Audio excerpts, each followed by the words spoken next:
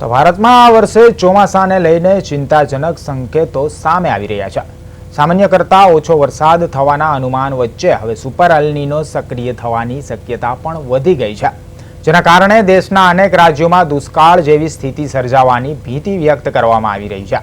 અમેરિકાની હવામાન agency national oceanic and atmosphere administration એટલે કે નોઆના તાજા અહેવાલ મુજબ મે થી જુલાઈ દરમિયાન સુપર એલ નીનો અસરકારક બની શકે છે। પ્રશાંત મહાસાગરનું તાપમાન આ વખતે સામાન્ય કરતાં 0.5 ડિગ્રી સેલ્સિયસ વધુ નોંધાયું છે અને આ સ્થિતિ સમગ્ર ચોમાસા દરમિયાન યથાવત રહેવાની સંભાવના વ્યક્ત કરવામાં આવી છે।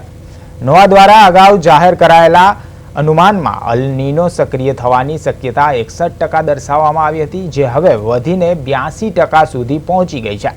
હવામાન નિષ્ણાંતોના જણાવ્યા મુજબ અલ નીનોની સીધી અસર ભારતના ચોમાસા પર પડે છે।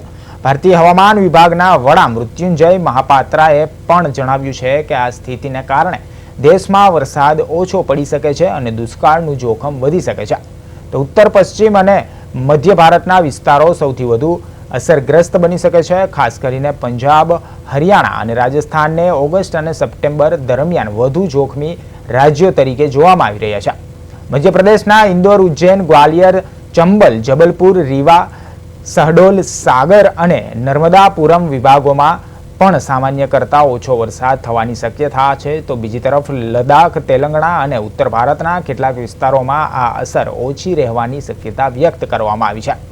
તો અલ નીનોની વધતી અસરને લઈને હવે ખેતી, પાણી સંકટ અને ગરમી અંગે ચિંતાઓ વધવા લાગી છે।